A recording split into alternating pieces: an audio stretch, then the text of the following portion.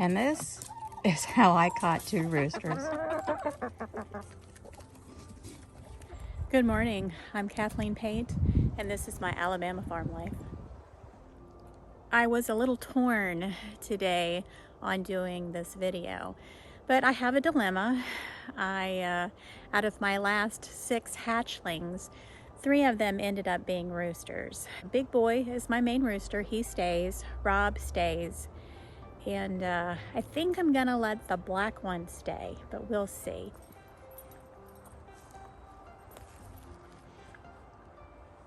I caught 2 of my roosters, my young roosters, overnight. I stuck a cage in front of the entrance to the outhouse and blocked it, so they had no other choice but to go in and out through the cage, and I caught them. So I have 2 roosters in a cage. Now what to do with them?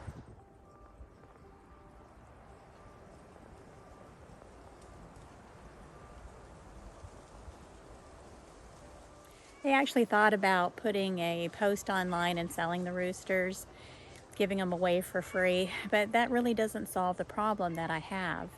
Harvesting is my problem, and this is a dilemma that I really need to get past. So far on my life on the farm, I've only harvested 1 chicken, and yeah, I'll tell you that story next.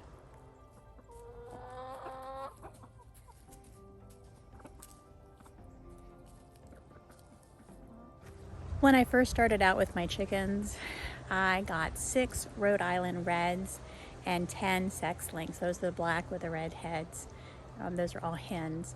But when I got my Rhode Island Reds, ended up having 4 roosters. As I was saying, I ended up with 4 roosters. I had Big Boy, Todd, and Bob, and Rob. I still have Big Boy, and I still have Rob. But my first harvest was Bob. I'd like to say it took me longer to catch him than it did to harvest him, but that turned out to be an absolute nightmare.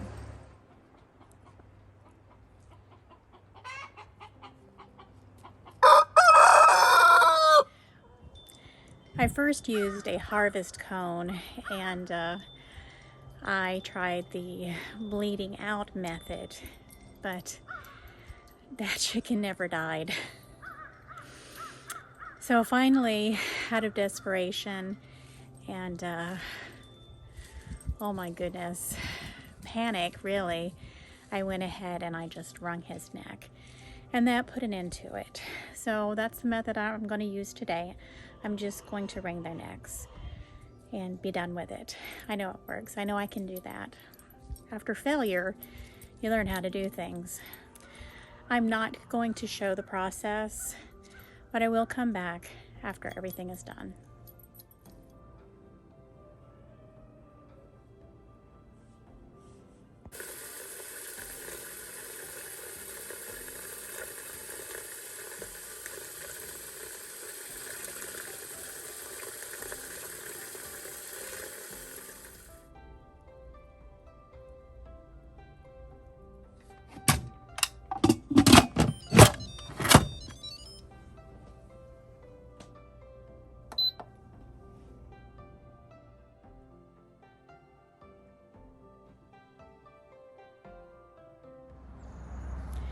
Those little roosters ended up being about 3 pounds each, which I don't think is bad for Rhode Island Reds. This process ended up taking me a good chunk of the day to do. I figured out a process for dispatching them. I had little problems with the first one. He was a little tough. He didn't want to go. But when I processed the second one, it was very quick, and got it done.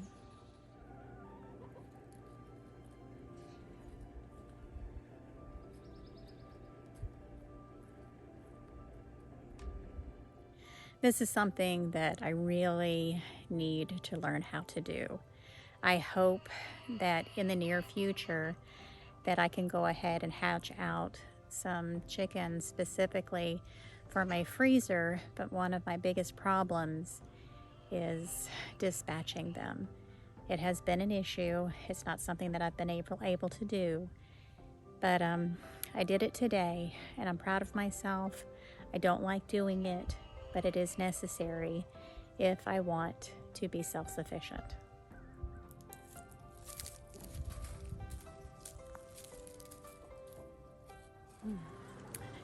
So that's a little boy that I kept, and I guess I'm going to have to come up with a name for him if he's going to hang out. So if anybody has any suggestions, feel free to leave it in the comment.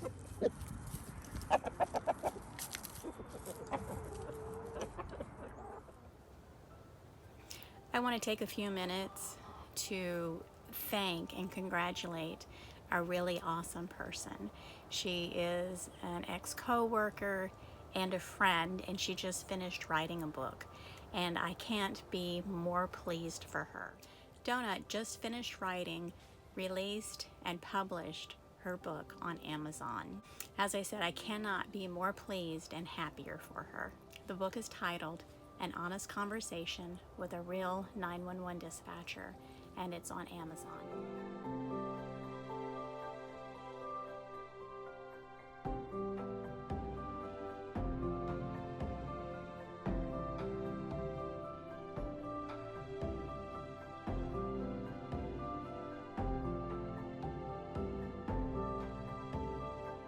I just purchased it and read the introduction and started on the first chapter. Some of you may not know that I spent the last 26 years as a 911 dispatcher. It was a job that I loved and hated. One of the reasons that I started this channel was because I thought that I could tell stories about my job. It is very interesting. I've done a lot of things, and I thought people might want to hear about some of the things that I did as a 911 radio operator and call taker. However, I quickly found out that as I started telling these stories, that it just opened up a whole big mess of emotions and feelings that I still don't want to deal with. So I don't. So that's why there's no more stories. As I read Donut's introduction, I found a paragraph that was incredibly emotional, and I'm going to go ahead and read it for you now. Those who are and have been first responders are a bit selfish. We possibly need to be needed more than most, and extremely empathetic, though many might deny this. We click a bit differently than many people, being somewhat like those in law enforcement, fire department, paramedics, ER staff, air traffic controllers, airline dispatchers, and much of our armed services. We go towards whatever most would run from as soon as we pick up the phone or answer that radio.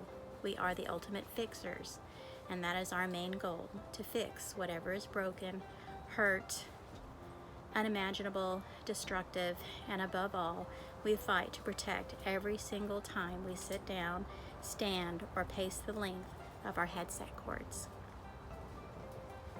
We do it without a thought that it could tear us up inside.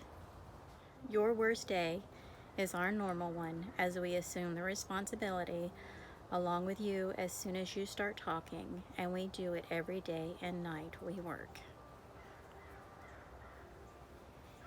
For me, that was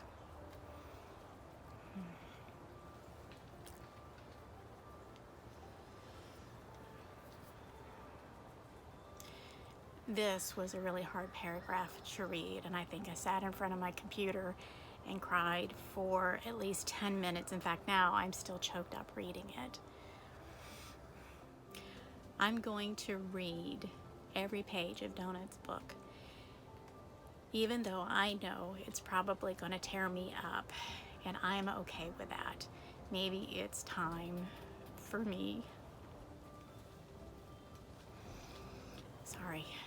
I know it's time for me to start facing my demons, and I hope that this book will help me through it. Thank you, Donut, for writing this book. I don't think you know how much it means to all of us in the profession.